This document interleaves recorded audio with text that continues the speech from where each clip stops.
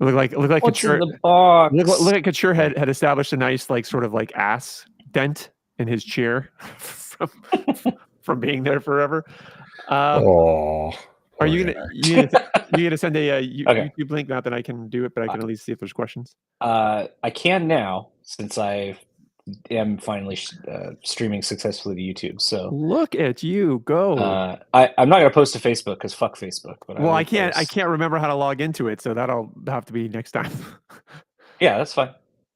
But like I said, fuck Facebook. Anyway, this is the link if you want it. I put it in our chat. And let me post to my kids Twitter, are so X, hardcore into WWE right now. They just ran in the garage to tell me they did something in that game. Like we're watching Raw and SmackDown every week. It's great. It's so silly and stupid fun. I have a buddy who works there, so he hooked us up. He's gonna hook us up with tickets, and it is it's fun to get back into, like fully being aware of what it is. Still, it's great. Okay, this is 214. It is 214. Are you gentlemen ready to rock and roll? Rock and or roll? I'm ready to. Sure. I don't know about rolling. That seems like a lot. Ooh, asking too much. All right, let me take a sip of this very bitter coffee. Folgers in your cups, not Folgers. All right. If it's bitter, you're doing something wrong. Yeah, I tried to do pour over for the first time. I'm not a coffee guy in general. I tried to do pour over, and I did the ratio they said, and it's just I don't like coffee, so that's probably part of it too. If you really want to go down that rabbit hole, my friend, I can help you like coffee. I don't. I just needed it this morning, and I didn't want to drink a Coca-Cola at like 7 a.m. All right. I mean, it is the pumpkin spice season, so Ben is at his yeah. I like pumpkin seeds. I don't like pumpkin spice. We'll get into this later. I don't use when I make coffee at home. I don't use pumpkin spice. I use salted caramel, or I use peppermint. I like a little bit of peppermint. Okay, yeah. I don't, but I can recommend anyway. Well, the Sharks. Yes, here we go. There we go. Hello, are you recording? Yes. Okay, good. Hello and welcome to Circling the Cup, San Jose Sharks podcast, episode number 214. And we know what you're thinking. Guys, where have you been? The season started. How can you possibly do a season preview 2 games after the season has begun? And is it because you spent all your time hiring Brody Brazil? The answer to all of those is we'll get there, and no. Sorry, Brody. We would love to. I'm Alex. Here with me, as always, is the Honorable Ben. What's up, Ben? We don't have any revenue to spend on another host. I was going to get to that. And of course, well, I guess we funnel all the money into figuring out how to like satellite stream our good friend Colin from Sweden. But it's Colin. How's it going, Colin? Sharks are back and we have hope.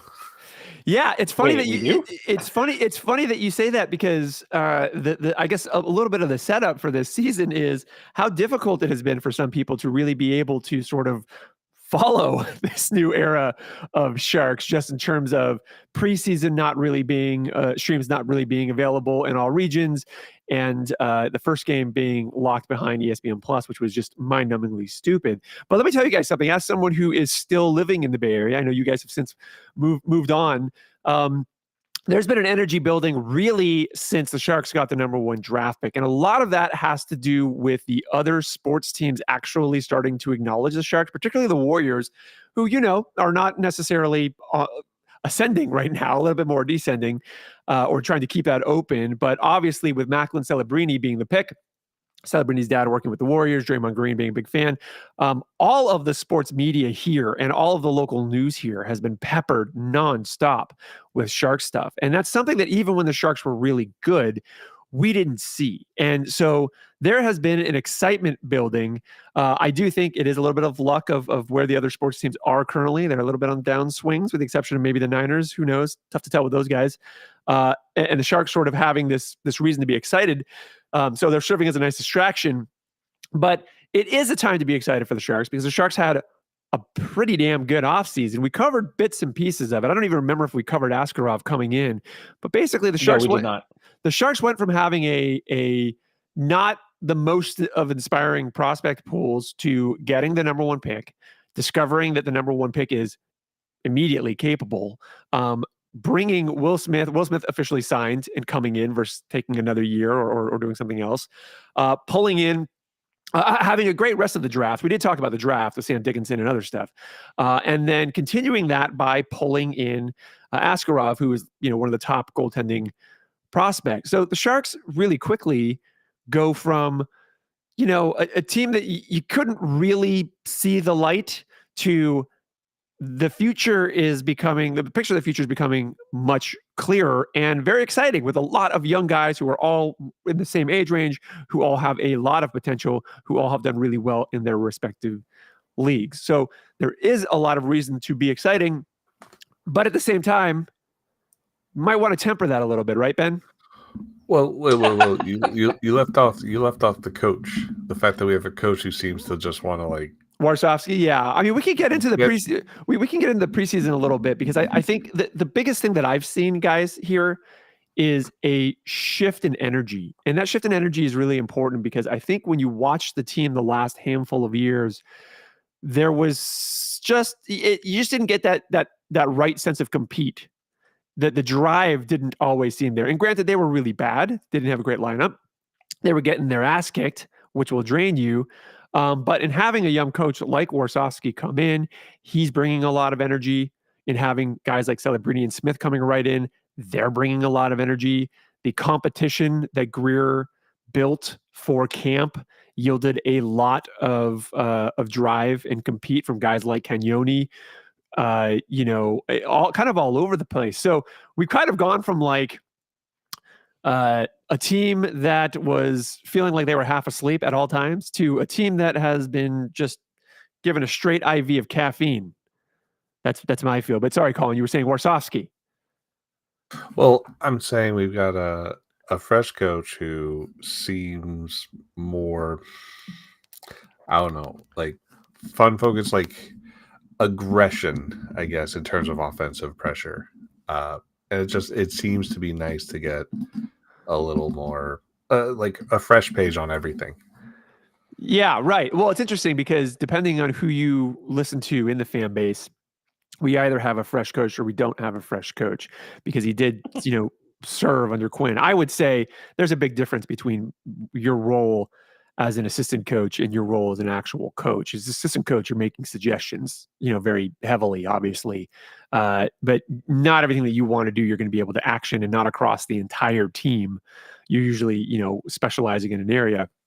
Here we have Warsofsky through preseason having them switch rinks, mid-practice, blasting, pump-up music mid-practice. One of the selling points for him was that he was young and he would relate better to the younger players. And, I think proof will be in the pudding long term, whether or not that's actually true. But he definitely brings a different vibe than I think a lot of what we've seen the last couple of Sharks coaches, which is good. There just seems to be more fun and energy in what the team is doing in the offensive sides of the ice. I think everyone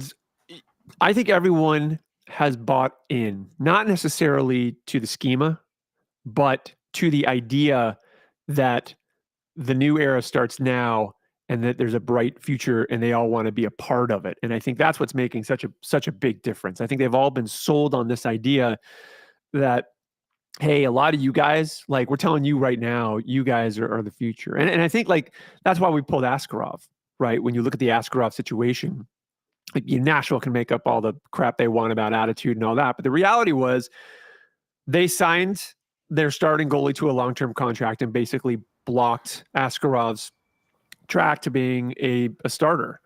And the Sharks came around and they were able to convince him that, hey, you're our future. Maybe not this year, but we believe that you're our future. And so we're going to give you, a roadmap to being in the NHL. Maybe it is this year. We do have Vanacek and Blackwood. Maybe it's next year, but either way, you're our guy. Don't worry about it. And that's allowing, him and other players who are maybe getting that message, guys like, again, Smith, Celebrini, to focus more on their game and what they want to bring and working as a team more than maybe just competing internally with each other. And then there are players who do have to do that. Guys like Gushin, obviously, who semi-earned, seem like the organization semi has given them a place on the roster, but we know probably has a short leash just because of how they treated him previously. But I think that draw is helping Colin. Well, let's talk about Askarov for a moment, because goalies are the center of league drama right now. With they want a lot of money. Contract negotiations, yeah. So you get Askarov, and Askarov, does the dramatic thing of saying they want to change positions, which of course is taboo in the league. And he comes to Sharks, and it just seems like everything's settled. Like, it's like, oh, cool, all good. And it's fun to have the drama not carry over. And I'm curious what Ben's take is, since there is a crazy dark universe where somehow the Sharks end up with a star goaltender from the East because they've got the money to pay. And I don't know. It just seems interesting that we get this setup goaltender for our future while the league is going through all this drama. Ben, let me ask you this question in a slightly different way. Because one thing I'm really interested in your take with this is, because we obviously follow the Sharks very closely.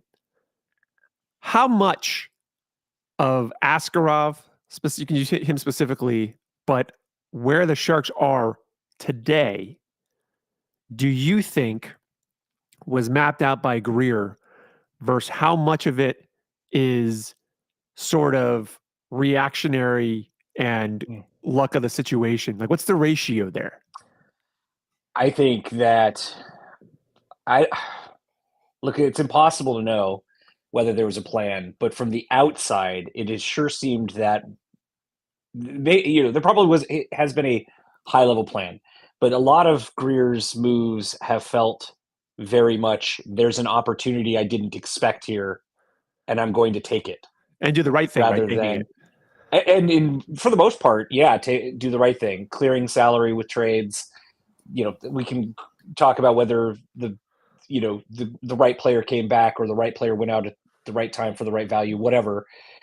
I think that what's been good is he's been open to taking advantage of other teams' problems. And also, maybe he built a team that was meant to get the first overall pick intentionally.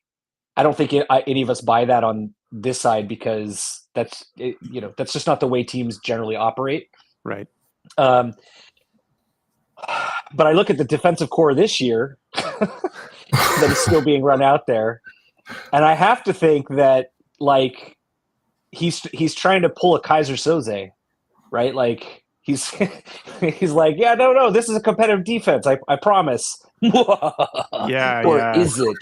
Well, you even see that right with what just happened this week. So if you haven't been following the Sharks in the preseason, Macklin Celebrini slammed into the boards, went down. I was at that game. He went to go finish his shift, and I was actually really angry. My wife was like, "Why are you so mad?" And I'm like, "Because he needs to know better.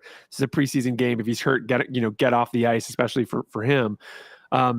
They sort of, were like, yeah, it's a little bit of a bruise, and they let him play the first game, and then immediately they're like, okay, he's on injured reserve, which really tells you that they were on the one hand, they were obviously doing that to drum up business from the fan base, also probably appease him, make him feel good, which is a big part of their mission, what they're doing really well with players. But the flip of that, Ben, and this is where the connection is now they're like, for sure, and I'm not saying it's the wrong thing to do, but they're like, take as long as you need, because if you take a long time, we could get a nice draft pick.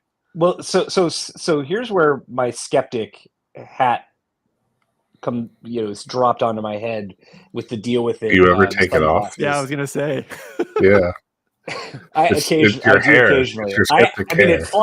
When Alex is this enthusiastic about the energy, it literally flies off my head, and I have to go collect it and put it back on. So, I know you are really deeply enjoying, because you can actually get to the games, what you perceive as this like unstoppable, rise in energy around the Sharks. And I'm just going to pump the brakes a little bit on that.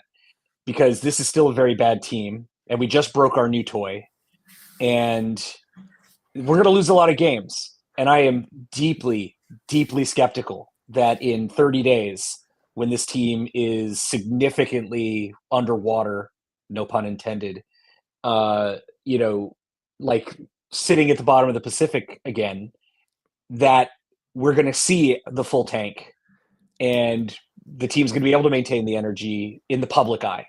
You know what? I'm though? hoping. I'll tell you what, though. I'll tell you what, though. From talking to people in the community and talking to people in person, both at games and outside of games, what I've seen, and not everyone, Ben, obviously, but what I've seen is there's a pretty big mutual understanding as to what the Sharks are now versus where they are hopefully headed, and the energy and excitement that I've seen has been more towards where they're headed. You know, in every game that I've been to, which has already been quite a few, like the conversation has been, yeah, I mean, they're pretty bad, but boy, at least they're playing exciting hockey again, which they are, and the team is doing a good job of marketing, those players and kind of getting them there. So I don't think it's going to necessarily fly away. There were a lot of people last night. I was at the game last night against the Ducks. There were a lot of fans that were actually pretty upset who had driven in a long way to see Celebrini. Right. But they're going to come back and for other opportunities to see him. And I mean, I think here's the thing. I mean, here's what'll maintain it, if anything, Ben, in my mind. Celebrini is the real deal. And Celebrini is the real deal now. As long as he doesn't get injured, in my mind, having seen him play in person and watching him in the offseason and all that stuff, that as long as injuries don't derail his career, that guy's going to end up in the Hall of Fame. I have very little doubt about that. No, I mean, listen, his IQ, his ability to change the tempo of the game. I mean, he is absolutely ready for the NHL. Does he have things he needs to work on? Yeah, of course. He's 18 years old, but not running into the boards. Right. But and honestly, the thing that I'm the most concerned with him about is his level of compete, which sounds weird to say because we need, he's a future captain, no doubt. We need someone who has that like McDavid level of drive. I think where I get concerned is just, his ability to decipher when he may need to temper that a little bit for his own health and other stuff. But in general, when you watch him play, and I'll be blunt, it's mostly just him where it's that obvious. It's exciting. We haven't had a player of that caliber in forever. And I think a lot of people are drawn to that in the same way, when you go back and you look at Gretzky and like Los Angeles, those LA teams were not particularly great, but Gretzky was still the draw there. Right. Well, wait a second. Because, as a hater, I do need to ask, didn't we have a player like this when we had Carlson? I don't know. I don't. Skill wise, in some respects, sure. But the difference is, we didn't get Carlson particularly young, right? So he wasn't this then, which honestly, that is a big part of the deal is the fact that somebody's already like, and you saw that in the first game. He already made a difference. Like on his shifts, you can tell when he's on the ice. Things change. Right. So I think that'll keep things going. The question, Ben, to me, is how much of that continues to spill over? Because I think when you look at some of the other players who I'm very excited about, I know you guys are very excited about, I hope people are smart enough not to have the expectation that they are all Celebrini. And I'm going to point my finger a little bit at Smith, not as a hater at all. I would love to buy a Smith shirt if they would if they would sell me one. But like they're marketing those two guys like right next to each other, and those two guys are not the same level. At least Smith isn't showing that yet. Maybe he does, maybe he gets there. Well, no. Look, to be clear, like Celebrini's a legit generational player. Like he's a legit Connor McDavid. Yeah. Smith will be Hossa. You don't sell tickets on a Marian Hossa, right? But they're trying to. I don't know that they are. I think they're just trying to say there's hope again. Look, we've got these two very high draft picks. Yeah. And it's going to settle out on the ice. Like it's going to settle out on the ice who they really are. Celebrini is already, and this should have been totally expected based on, all of the stats he compiled as a young man and at college. He's going to grow and grow and grow and might be Connor McDavid, as you say. Yeah. We could have our Hall of Famer forever here. Will Smith is not that, but he's still more than you generally get out of a draft. Of course. Right? Of That's course, the point. Yeah. Is that Eklund is still around, by the way. What's that? Like Eklund's only like what, 21? And Eklund had an incredible year last year. For those of you who maybe didn't listen to us at the end of last season when we wrapped up, like Eklund had a better year at his age than Timo Meier did. Right? Yeah. Like Eklund is real fucking good. Is he Celebrini? No, he's not. He's another like Hossa level player. And you to have like a generational player and two Hossa level guys come out of the draft in the last few years and be playing with this team now is kind of incredible. Like 21. There's reason to watch. Yeah, it's worth watching. It's worth enjoying. But that said, this team is still going to lose a lot of fucking games because the defense is so many games garbage. And we don't even have our so like okay, we've got a Thornton 2.0 with Celebrini. We've got our I think he's more than Marlowe with Smith maybe. We've got our Pavelski with Eklund. I think I may flip those around on you, man. Not that I think. Yeah, actually, I think Eklund's probably just watching him skate and his speed is a little bit more. Smith is kind of just, I'm excited for that guy. I'm not seeing that from him yet, and he's 19, but Eklund, sure, but Eklund's also had a little bit of time to mature there, whether we like the way they did that or not, right? Yeah. So we get our Burns 2.0 with Dickinson and. Oh boy. Oh no, I don't want Burns. Here's Ben. Ben, here's where I'm with you a little bit on how the Sharks are handling the situation, because I was absolutely in preseason games going into the tournaments blown away by Cagnoni, absolutely, and especially paired with Celebrini. Cagnoni is basically like automated puck return. Celebrini does something, it pops up. He's Dan Boyle. Yeah, exactly. And I agree with the decision to send Sam Dickinson back down. I don't think he's ready. Yes, but I thought he looks great, and I think he's going to be great.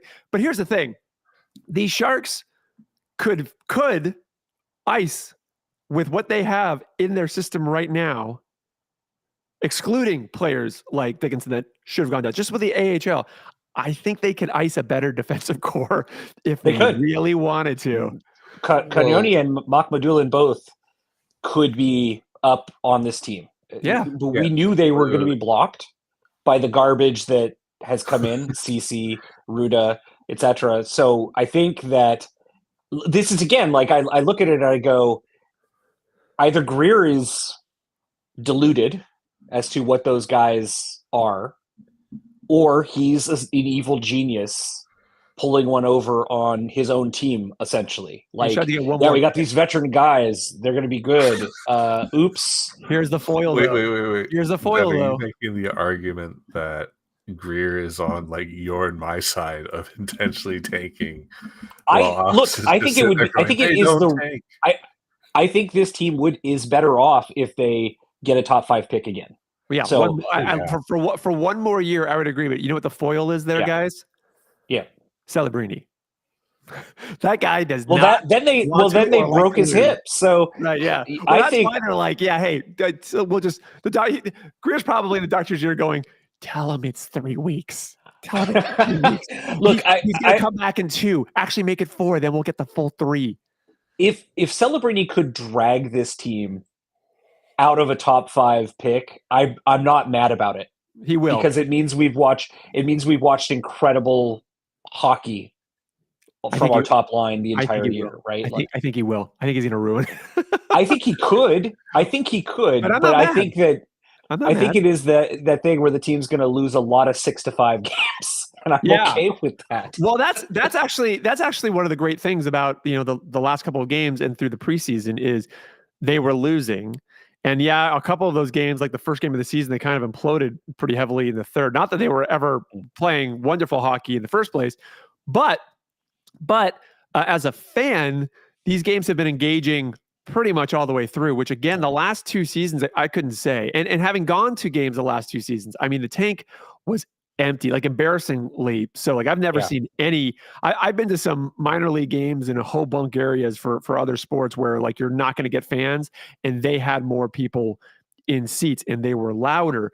So now you've got this team that still kind of sucks, but sucks in a more exciting way. I think we're also seeing a lot of shifts in how the Sharks are trying to play. Now, whether or not those are all fully successful is one thing. Whether or not the line management is great is something that I know a lot of people are arguing about, especially with the crosshairs over there on why aren't guys like Gushin or Smith specifically, playing more minutes.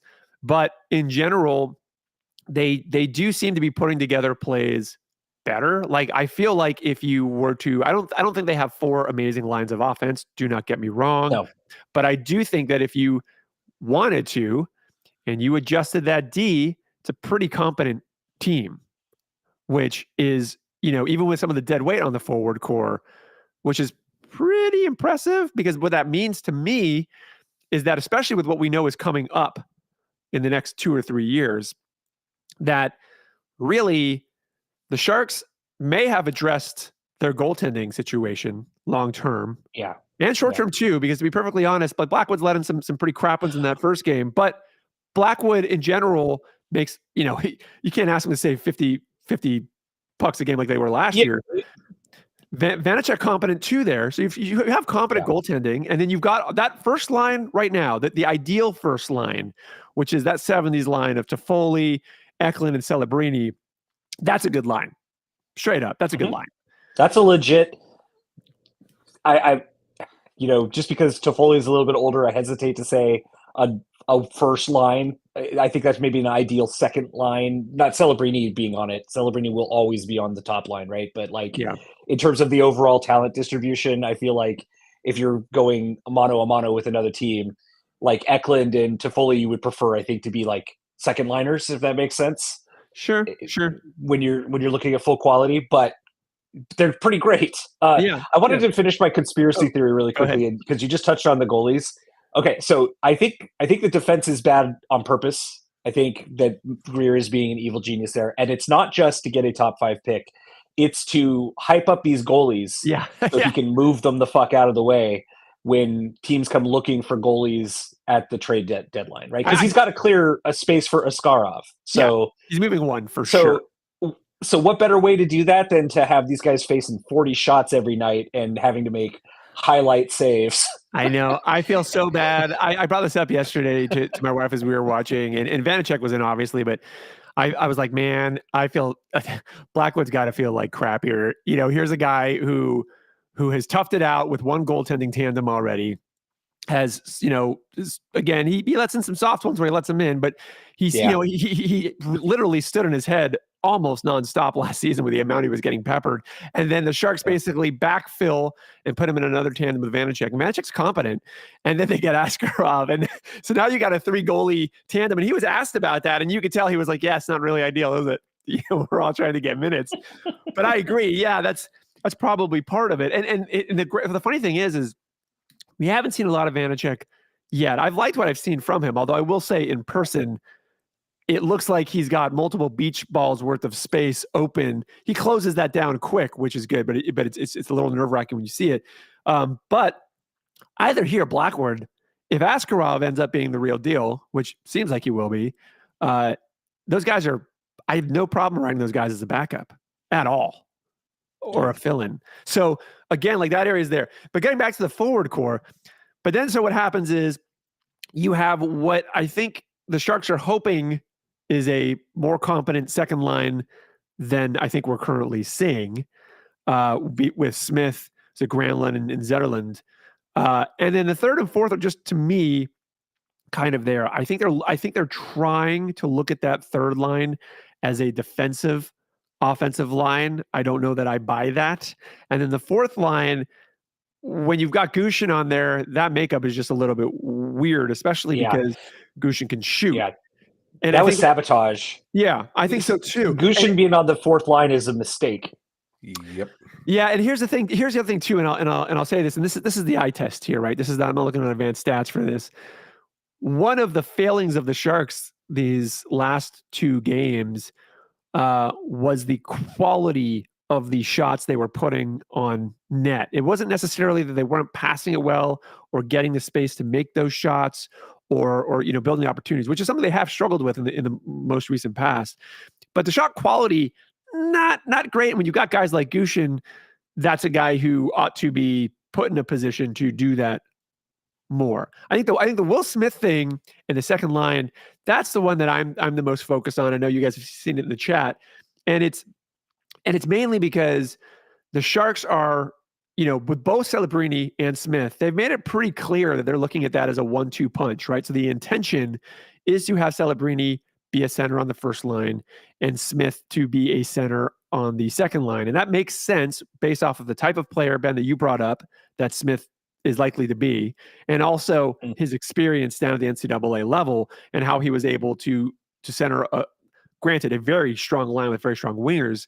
I think the interesting thing is seeing whether or not it's going to work out quite that way this year, or how long it will take. Because what I'm seeing, and I saw in the preseason as well, is a little bit of a shift with the level switch for Smith. So when we were looking at the rookie tournament, his lines on 5-on-5, awesome.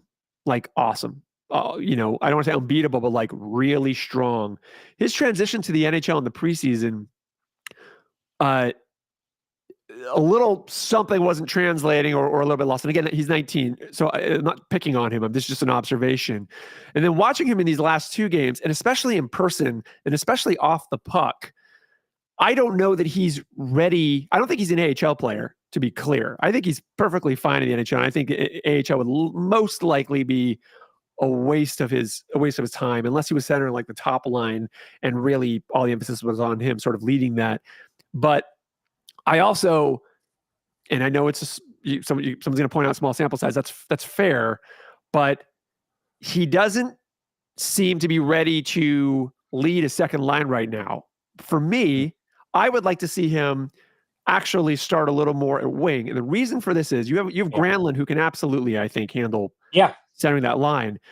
Yeah. When you watch Smith in person, when I watch Smith in person, and you've seen people talk about this in the fan base who have also been at games, like if you're on Reddit or whatever fan base you're looking at, a couple of things that are really noticeable. One is his strength on the puck is not particularly great. He's getting out muscled a lot. Two, he's sort of like he's kind of off the puck. He kind of wanders, and he doesn't wander at like a good speed. So he's often a little bit out of position and a little late to get to where he needs. Now, if you're a wing, I think you can maybe get away with a little bit of that. But if you're centering that line, that second line, I don't know that you can. So obviously they're going to give him time. They want to build him into that, but I think it may actually benefit him to not just be shoved into that space at the start, which I know sounds weird, Ben, especially considering how you feel about youth in general. But I fully expected the team to put him at wing to start, like they do with every other center that they've ever had, right? Like I wasn't even sure they'd put Celebrini at center, to start the season. They did, and it's fine because he's ready, a fucking wizard. Yeah. But I think you're right. I think Will Smith would benefit from playing wing. Because you really want to get his scoring going and you really want to get his confidence up, right? I mean, I look at Smith and I look at him as essentially he's where Eklund was when Eklund came in for the first time to this side of things, where you're right. He's got to grow up, like physically. He doesn't have the same on ice awareness and agility that Macklin does. Right. So for this level specifically, I think he was fine when he was playing the rookies. He looked great, but that's obviously a different level of competition. And also, like, look, this is what we want. I would say this is what we have been asking the team to do development wise is take a guy who is not perfectly ready for the NHL and give him a chance to grow at the level he should be competing at. Right. So I guess what I would say is, like, I'm not surprised that Smith is struggling to play second line center in the fucking NHL, having been in college last year. Right? Yeah. It should be expected. And hell, I mean, if they keep they must be seeing something on the practice side of things. They must like the way he's going at things behind the scenes to be putting him in this position where he's struggling when it's game time. Yeah, I wonder though based off of how heavily they've been marketing him, and I know those are separate departments obviously, but I wonder how much of that is projecting. And here's where I get a little concerned, because I agree with you, Ben. I think you got to build up his confidence. You got to get him to understand how to play at this level and make sure that he's comfortable doing it, because I think when they can do that, and I think they will, I think he'll get there. That he's going to end up being a very good and critical component, because we really do need more than just Celebrini here.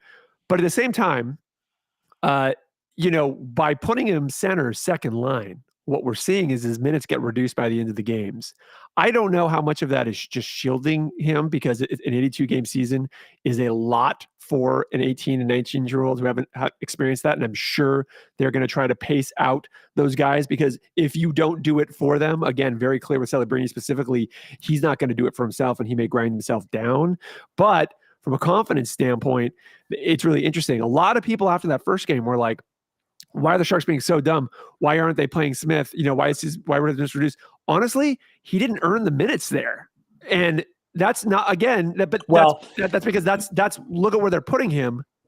Let me jump in on that too, because it's a thing I don't like about Warsofsky already, is that he has clearly bought into the same bullshit.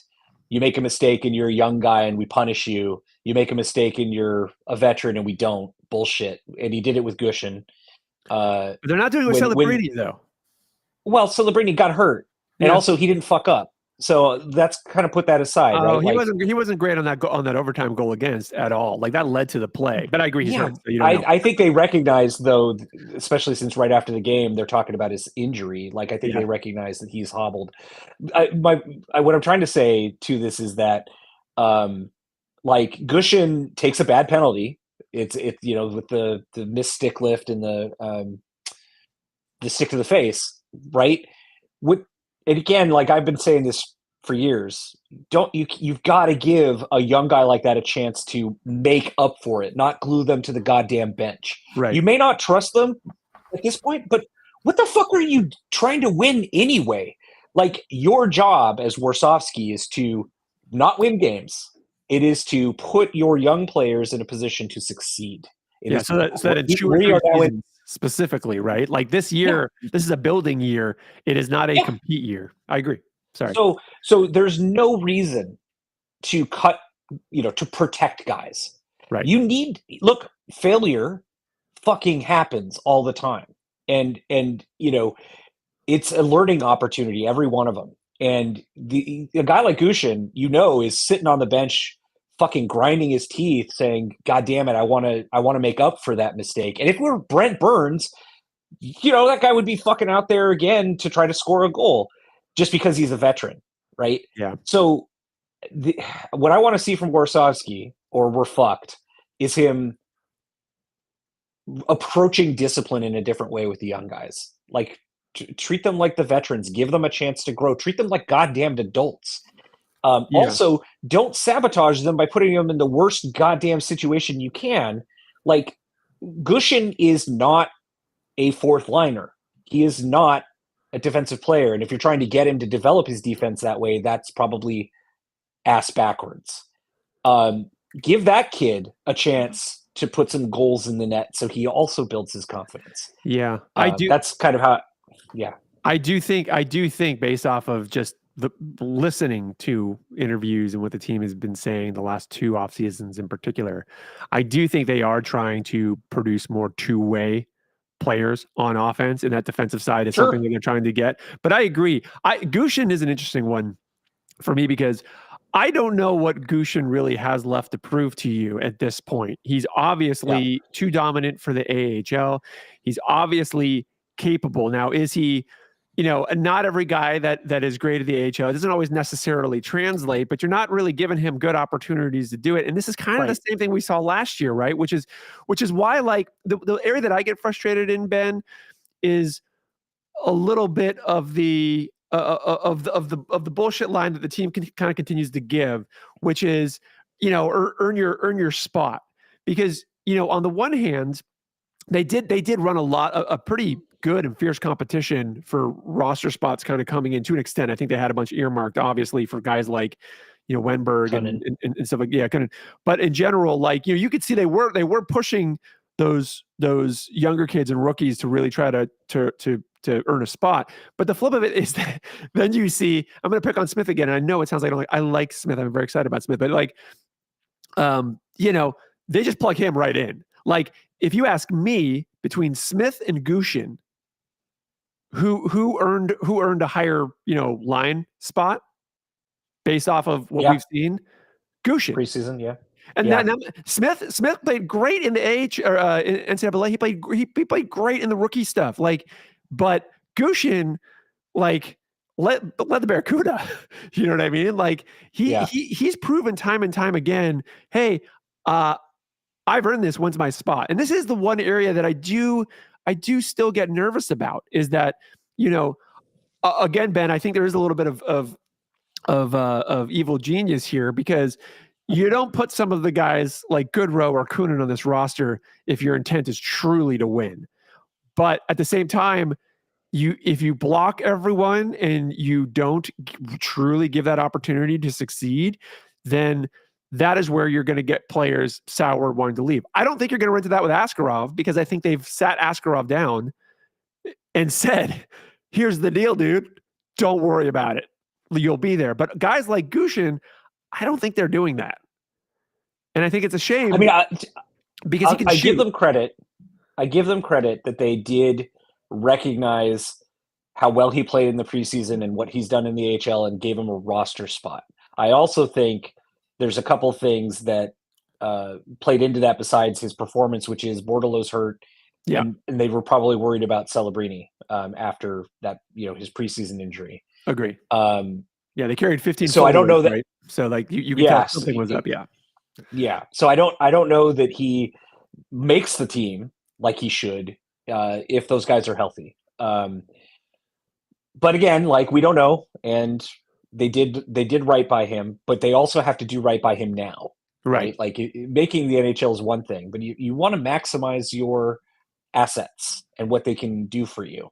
And if Gushin is not in your future plans because he's just too small, you still should be probably playing him in scoring opportunities, so you can then maximize the value you get for him. Right.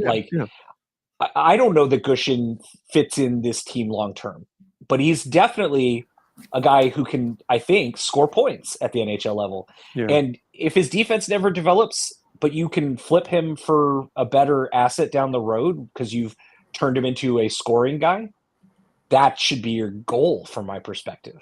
Yeah, I see him being in the same position as Bordeleau, to be perfectly honest, in a lot of ways. Let's actually talk about this roster real quick, because we haven't really covered this. So here's who's up right now as of the start of the season. You've got Bordeleau, you've got Celebrini, who is on IR for the week. You've got good jersey. You said Coach. Yeah, Dellandrea, who to me has been completely invisible so far. Eklund. Yep.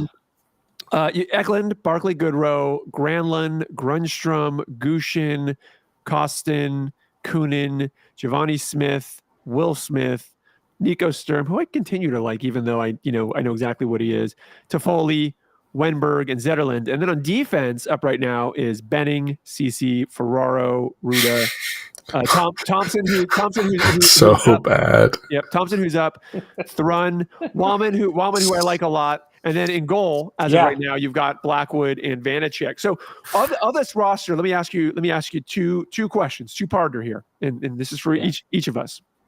The first is, other than Celebrini, let's take Celebrini out of it. Who is sticking out to you, and who is a real head scratcher for you?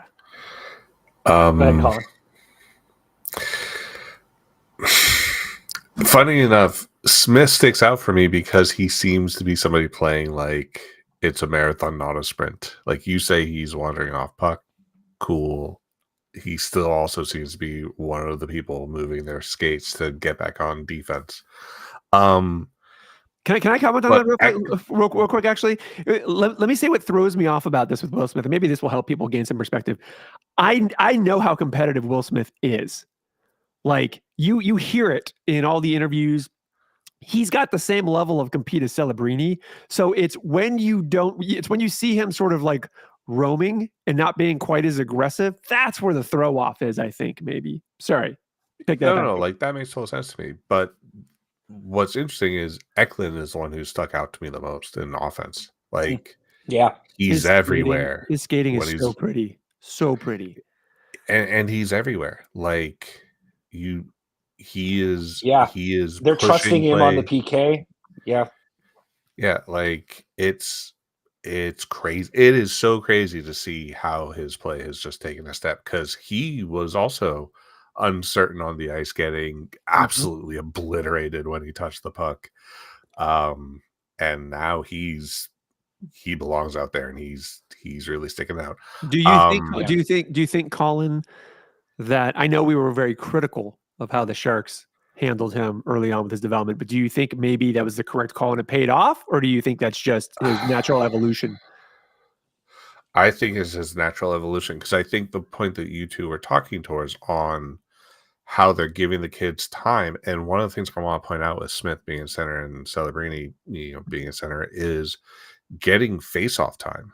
Like, they've got to take their licks in the face-offs before they're going to start winning, and even better, being able to start setting up plays off face-offs. So, like, I'm glad to see them getting the rounds and getting the time there. Well, they're definitely using Eklund more in the wing. I think they've kind of given up on him maybe being a center. But he fits there so well. Yeah, like, he really fits. And Smith, here's my answer. So real quick, so Smith, conversely, like in the last game, between the two games that we've seen him play, that's actually the one area I really saw him improve, was actually face-offs. The rest of the stuff. But let's get Ben. Let me jump on your thing about let's get Ben stand out, like, then we'll do. No. I just want to actually. Alex asked the question: do we think this is how the Sharks handled him, or how he grew naturally? Yeah. Right. And we can never know the answer to that exactly, but I suspect that what we're seeing in Eklund now is what you get when you put a talented young guy against NHL guys and let them struggle a bit and then grow into the role. Because Eklund emerged in the back half of last season, right? To me, that's when he started to really show up. He started to play a stronger game, and part of it is physical development too. But that's fair. But I would argue that you put Eklund into the NHL a year earlier, you probably have a very similar progression. Except maybe on the physical side. And this is why I think putting Will Smith into the NHL will be good. We just have to be patient. And if he does put it together in the back half of the year, as I think he will, we'll see, that upside to putting him against, NHL players and letting him grow appropriately. And he gets that opportunity right away because he was a 4th overall pick. Agree. I think it is funny though, when it comes to Eklund, is forever both sides will be able to point and go, see, I told you so. Sure. Well, and they might be right. I mean, we don't know. Maybe his experience of staying in the Swedish league for a year built, that anger, that right. And then the time in the AHL built that I got to work harder and I'm going to bulk up and I'm going to succeed. I just don't fucking buy it myself, but it's possible. I will allow that. We'll see. Because, like, do you know when we'll really find out what the truth is when it comes to contract renegotiation? We see how happy Eklund is. Because, like, maybe he's like, hey, you guys kind of jerked me around. I think the Sharks are doing... One of the things I think that Greer is doing real well, and the organization's clearly backing him on this, I think he's doing a great job of rebuilding the atmosphere, which is one of the things that Doug Wilson was so good at doing in terms of attracting and keeping talent. You can argue that maybe Doug Wilson hung on to certain talent too long. Maybe he should have mixed it up more. But the fact of the matter is, we've talked about this before, this is an expensive place to live. Your contract doesn't go as far as it will go in other markets. Your travel schedule sucks. And so, you do need to do extra things and get a really nice culture to really kind of get people to want to say. And I just get the sense that the excitement, the energy that they're building is not just for the fans, it's also internal. Like the way they've been handling Macklin Celebrini specifically, Smith specifically, bringing Jumbo and Marleau in and pairing all those things. I get the sense that they are fully aware of how fucked at some point they're going to be contracts wise. If you got everyone and they end up being superstars and they're all like, 19 to 21 now, it's going to hurt later. But I think that they're doing a good job of laying the foundation for players to want to be here and maybe to be willing to help make sure that they can keep a unit together that continues to grow together. I do think it's one of the genius things about Greer's tenure so far. Real quick, Ben, or Alex, I just had to check something about Smith. Yeah. This explains the sort of lean back, lack of intensity in his play that you're just playing with. He's housing with Marleau, man. I knew you were going to say that. Yeah. There's always, to be clear, there's always been, and again, I don't want to sound like a because I can't. I know it sounds negative on Smith, and I'm really not. I am very excited about him, but there was a very big question when he was drafted and all through last season, and that was his numbers were stellar. His play on his line was stellar, but his line mates were also stellar. And so there was a question of how much of that is Will Smith versus how much of that is his line mates. And we don't really know, and we're going to find out obviously here. I think it's pretty clear based just off of that experience that if you pair Will Smith with the right really good line mates, that he'll probably, end up in that sort of same situation. But as far as the individual player, it has been hard to tell. And I think, they're putting him in hard mode. Like you said, Alex, making him play center right off the bat. And I'll say, of his line mates, it's not like they gave him Celebrini and Eklund as line mates. Right. Not a knock on Zetterlund or Granlund, though Granlund has looked a little slower this year already than last year, and that worries me. But we should expect him to struggle. And what we want to see is growth, right? Yeah. That's what we'll be tracking over the coming weeks is, does Smith get better positioning wise? Does he get better setting up his line mates? Do they give up on that and move him to wing, which probably is the right call, and all that stuff? Yeah, right. Because what we want him to do is the Eklund maneuver from last year is have some struggles, learn how to deal, get better, get stronger as the season goes on, and in the back half be a lot more comfortable. Right? Yeah, he wants it. There's no that is the big thing for me. And again, this is something that I haven't felt the last couple of seasons as the Sharks have been really bad. Is Will Smith wants it. He wants it. He's staying late at practices with Macklin. He wants it. He wants to be as good as Macklin. I'm not concerned at all about his motivation. And when I say that he looks a little lackadaisical, I'm not concerned about it long term because I don't necessarily think that's the type of player he is. I don't think he's going to be lazy at all. I think it's just more he's just got to figure out. To be honest, I think it's hesitance. I do too. I think it's that this is a different, faster game than he's used to, and he can't just immediately see where to go. Right. Totally. I don't know. Yeah. So, that is a thing that comes with experience at this level. Right. So unless you're Macklin and you just are fucking God on ice, but yeah. We broke our new toy already. So well, he broke himself. Hop back to Colin there, Colin. So a player, so you picked out Eklund as your player that has stood out to you in a positive way.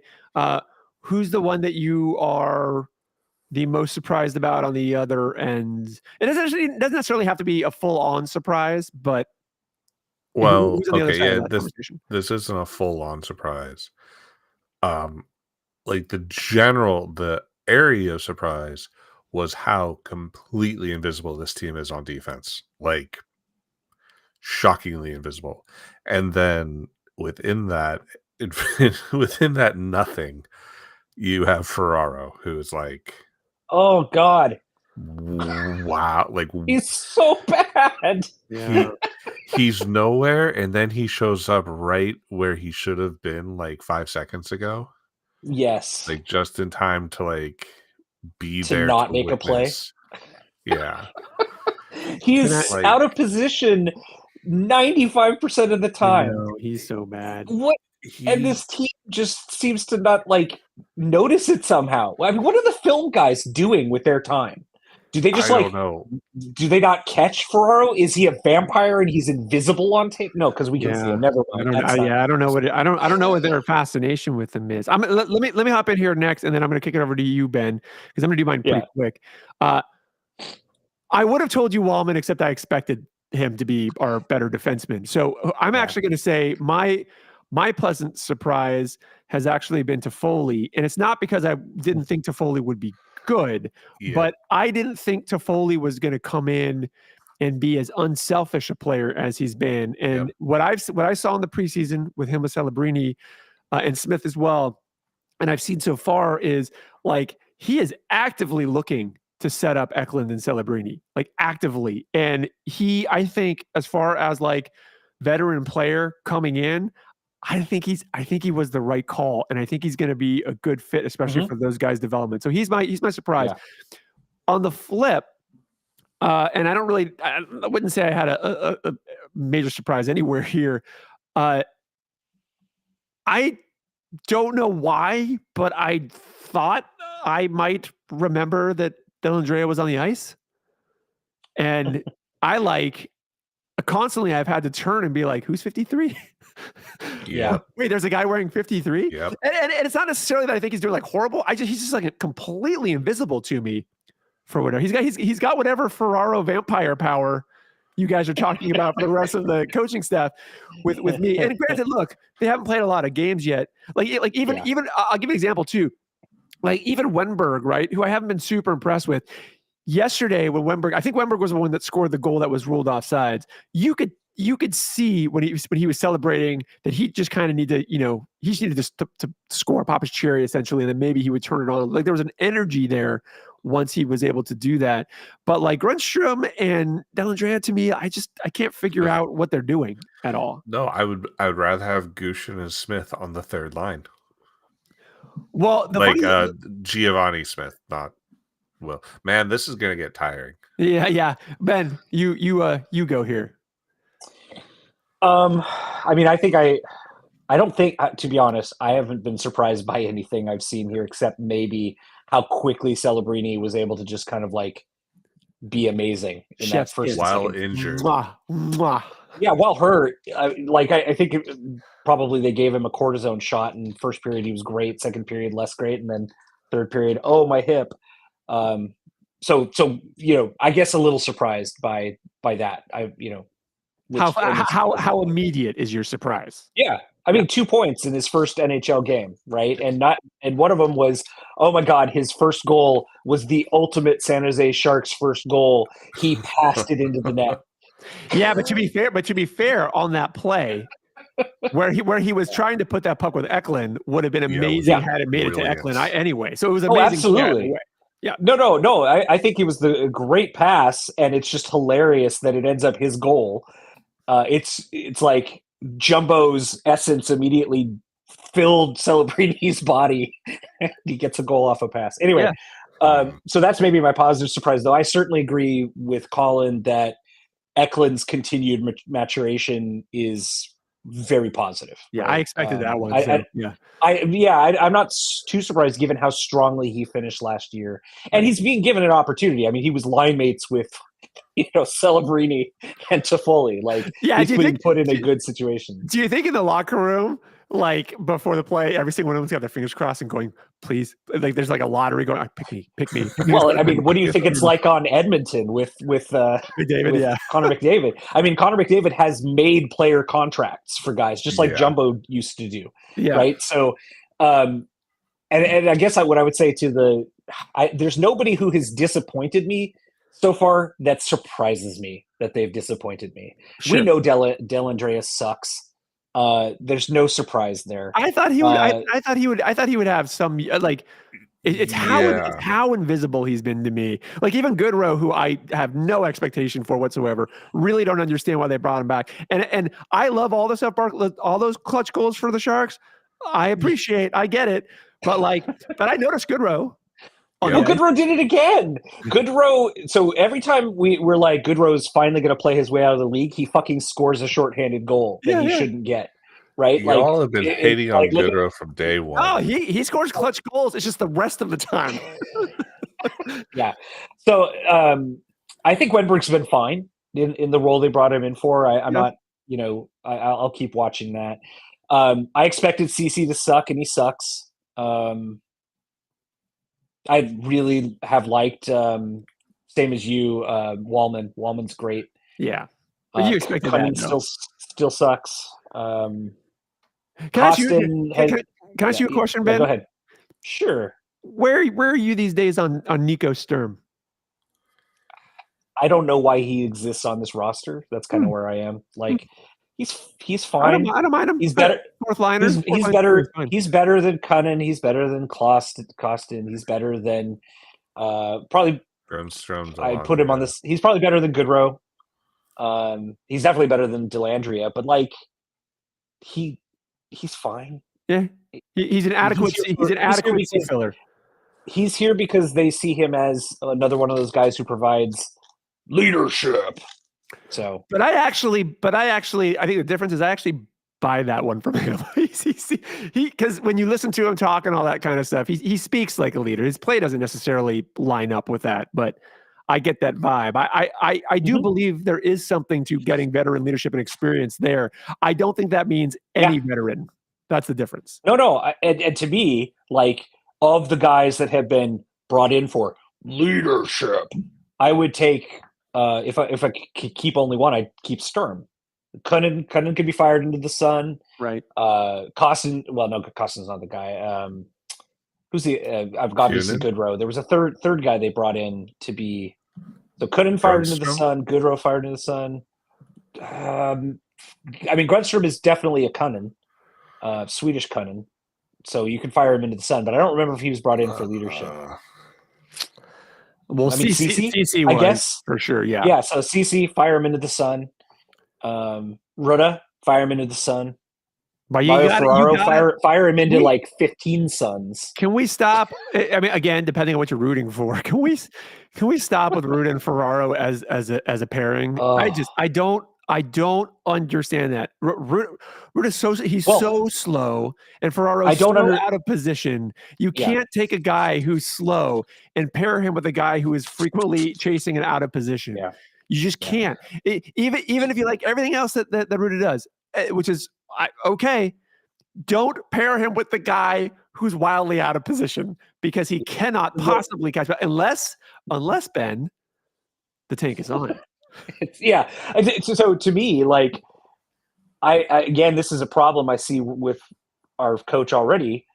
You should have Wallman as your offensive D-man on a line. You should have Benning as your offensive D-man on a pairing, and you should have Thrun on a different pairing as the offensive guy to cover for the defensive liabilities and slow people you have. And instead, you've got Wallman, top pairing, totally makes sense. But then you've got Benning and Thrun together. You've got your two guys who can pass and Benning can shoot on the same fucking pairing. Are you kidding me? Yeah. Like, I don't know if maybe it's intended to not like cause Benning or Thrun to hang themselves, but I don't get it. Yeah, I don't get it either. Well, listen, the Sharks played 2 games this week. Let's move into those real quick. The first game of the season, they played the St. Louis Blues. Macklin Celebrini opened up scoring with that beautiful pass goal, as I guess we will call it. And then the Blues tied it up about, what was that, like 2 minutes later? It was a little bit of a bummer how quickly that sort of deflated stuff. But then the Sharks, they kind of kept going, and I think a lot of people got maybe irrationally excited because they were outshot that period 22-9. But Celebrini hooks up to Foley, and they get out of there 2-1. And then in the second period, Zetterlund and Barclay Goodrow score, so it's 4-1. Now, one thing to keep in mind is that the Sharks played a better second period. That might have been for a couple of reasons, because they got completely outplayed the first period, other than a couple of flashes of brilliance. Then the third period, things kind of flip back to where they probably rightfully were, and there's a breakdown. And ultimately, the Blues score, 3 goals right there. 2 of those goals, the last 2 goals from Suter and Falk, those are goals that Blackwood absolutely has to save. Like, there's no reason for those to go in. Those were very soft. And then in overtime, not great play, and the Blues end up winning 5-4. So at one point, the Sharks are up 4-1 going into the third, and they finished 5-4, which I think frustrated a lot of fans who were maybe irrationally excited by that start because they weren't necessarily looking at the underlying numbers. Also, shorthanded goal. The second period goals were they're great. The Blues took more penalties in that period. Sharks, Zetterlund's goal was a power play goal. Barclay Goodrow's goal, to your point, Ben, was a shorthanded goal. And then we find out that Celebrini is not going to play for the next game, which is against Anaheim, which is a game that I was at. In net this time, so game 1 was Blackwood. Game 2 was Vanacek. This game ended up basically being pretty back and forth. Granted, I don't think the Ducks are very good, but pretty back and forth. Sharks had a goal disallowed because of offsides. There was some pushing and shoving and some haymakers thrown, which was pretty funny if you go back and you look on Twitter or whatever and watch clips of it. But the Sharks basically get scored on in the third, and then there is a very long open net goal, empty net goal, to kind of put the dagger in there. So they end up losing 2-0. This is a game that I felt, and again, I was there in person, right? So just looking at the eye test, both these games, I feel like, were games that were winnable for the Sharks, despite some of the one-sidedness on the Blues end. But again, if you don't have good defense, you're not going to be able to generate enough offense. You're not going to be able to hold on the games. I thought they generated offense pretty well, minus the low shot totals in these games. But game 1 let down by defense and goaltending at the end there. In game 2, I think it was just defense just wasn't very good in general. The Sharks in that last game, I tell you again, eye test in person, they were shooting, they were setting things up, like they look competent, which is exciting because they don't look as sloppy necessarily as they did last year, but they're also shooting it like directly into players or directly into the goalie's chest. So they got to figure out how to get better shot quality there, and I think the answer is Gushchin, as you guys would probably point out too. So those are the 2 games the Sharks played. Do you guys have any comments on those games before we move on to the schedule and then 3 stars? I mean, I'm good. Yay. Good. Yeah. Good way to start a tank. All right. Well, okay. So we're going to do three things to wrap this up. So the first is the schedule. So the Sharks, they've got a break until Tuesday, when they take on the Dallas Stars on the road. And then on that Thursday, the 17th, they play the Blackhawks. That is the first game, I believe, that Celebrini would be eligible to play in again. If they do, I think he may be out a little bit longer. We'll see. And then that's part of a back-to-back. The next day being Friday, they are playing up in Winnipeg. Now, 2 things. We're going to make this a 2-parter here. The first part of this, guys, is what are your actual expectations for the Sharks, and who has been your 3 stars of the week? So answer that in that order. And who wants to go first? Well, I'll go first. Go, Colin. Expectations. Yeah. I'm more of a hope than expectation. So we're going to lose a lot, but it'll be much more bearable than last season. And the hope there is we see a lot of 5-4, 6-5 games, with few to no injuries. But yeah, I'm expecting us to finish no higher than like 28th, if I'm being generous. Okay, 3 stars. 3 stars. Eklund, Toffoli, Celebrini. Like, just no, that's good. No one else. I think unfortunately you just snaked all of our 3. No, I've got one different star there, but yeah, you covered the gamut pretty well, I think. Yeah. All right. Needs no explanation based off of this podcast so far. Can I go next, Ben, and we'll leave you to be the last one there? Yeah, go for it. So yeah, my expectations are similar to yours, which are, I don't think the Sharks are going to be very good this year. I do think they're going to be much more exciting to watch, and I am much more excited to watch them play. Where I differ a little bit is I don't think the Sharks are going to be good. I don't think they're going to finish where we want or need them to finish. I think they're going to do a little bit better than that.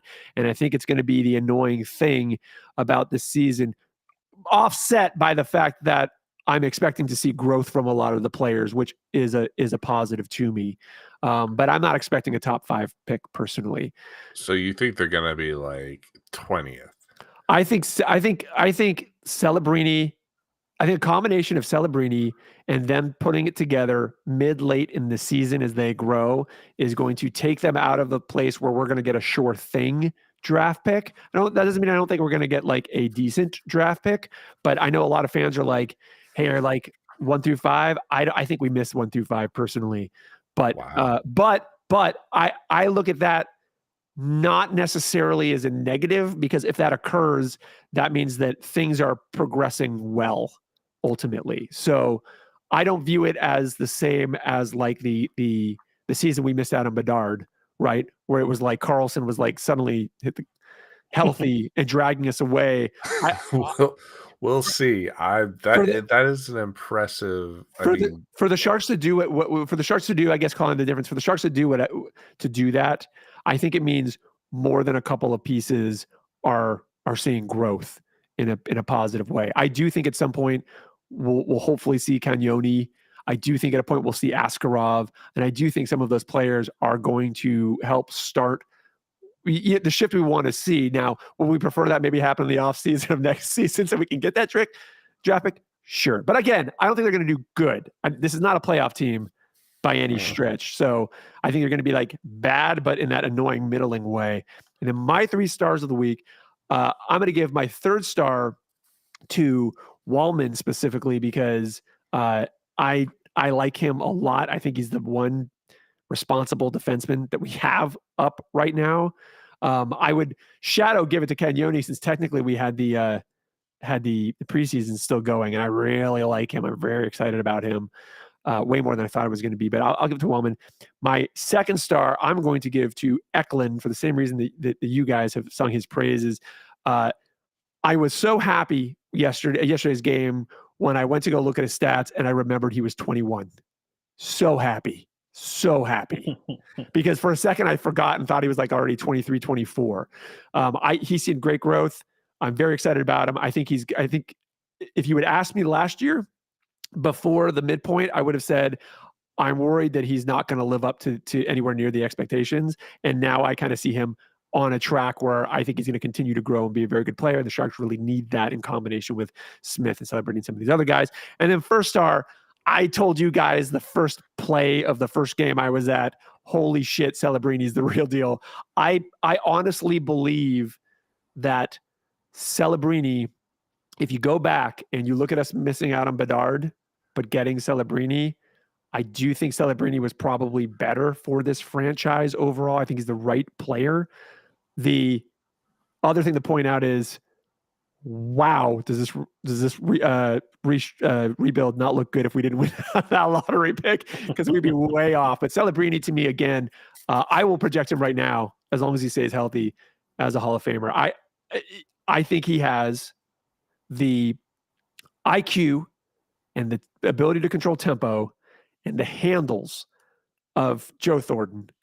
I think he has the ability to score goals, which Thornton could do, but Thornton would just pass all the time. And I think Celebrini's more in the middle. I think he's got that in the skating a little bit more closer to Gretzky. And I do believe he's got the compete of McDavid. I think he's the type of player who will put this team on his back whenever he can. And that is a complete player. So I'm very excited. Ben, you're up. Yeah. Let me just defend Thornton for a second, because that guy did score 20 goals a year for every year of his first 10 years in the league, right? Like, he would shoot. Yeah. It's when he changed his game to be more defensively responsible that he kind of stopped. I think because when he scored goals, he was kind of taking himself out of position, and that was. I don't think Celebrini is going to stop. But I think Celebrini is. I agree with you. I think Celebrini can both distribute, and he's a better shooter than Jumbo, a natural shooter, and we should be thinking about if we want to project what Celebrini is. It's Connor McDavid. Yeah, can I point out one more thing, Ben, about Celebrini that I think is something to watch for the fans should really watch, especially if you go to games. One of the first things that you will notice, and again, this is something I haven't seen with the Sharks in quite a while, is when Celebrini gets the puck, not only can he change the tempo, but he can make space.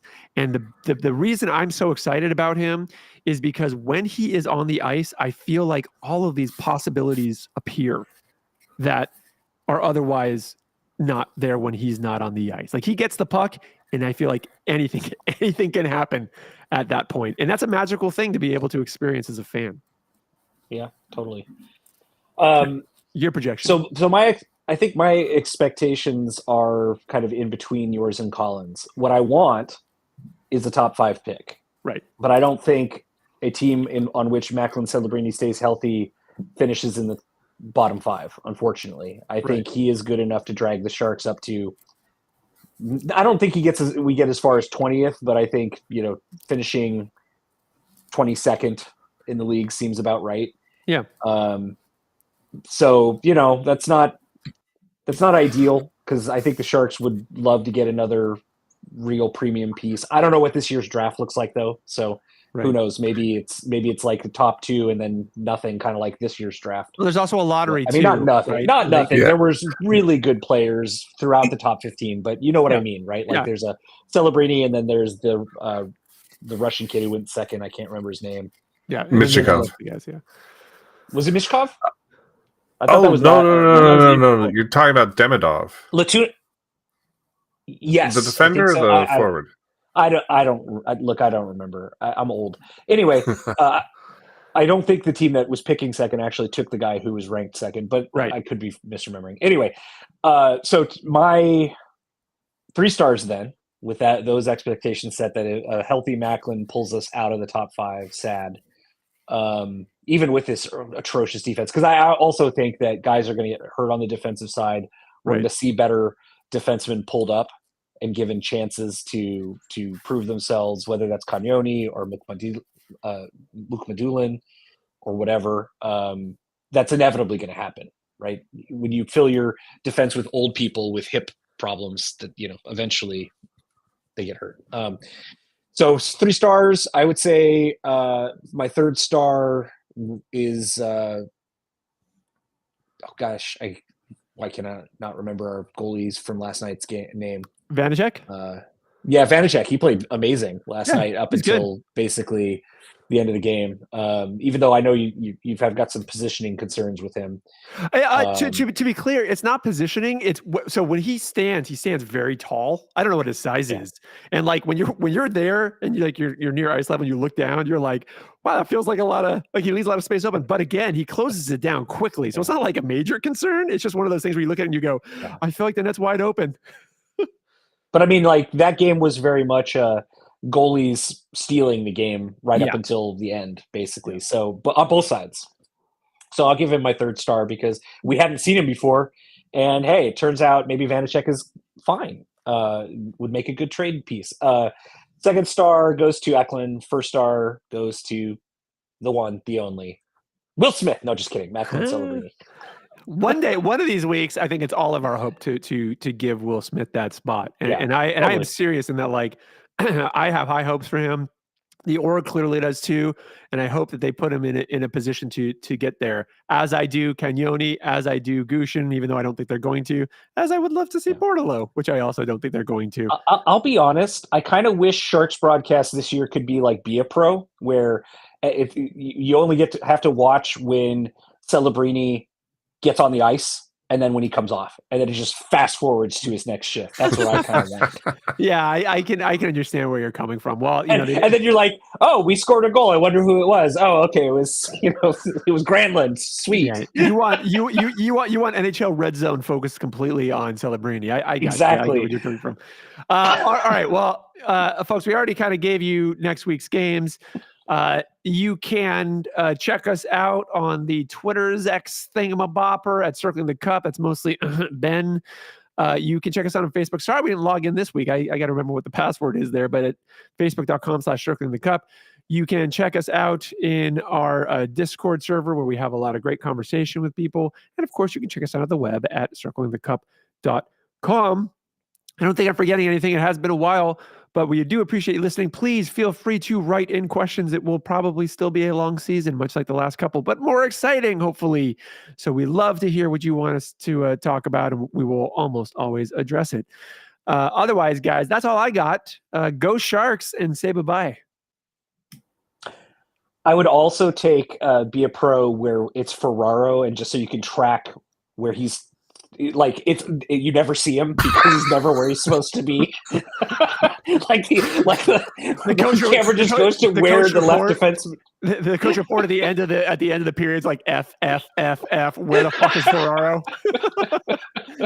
Did you even show up? Is he in the locker room? Was he there? Like, why is he never on camera? He made a great defensive play in the Chicago versus Edmonton game because he was that far out of position. That would be pretty fun. All right, bye guys. Bye. Captain Eklund. Bye.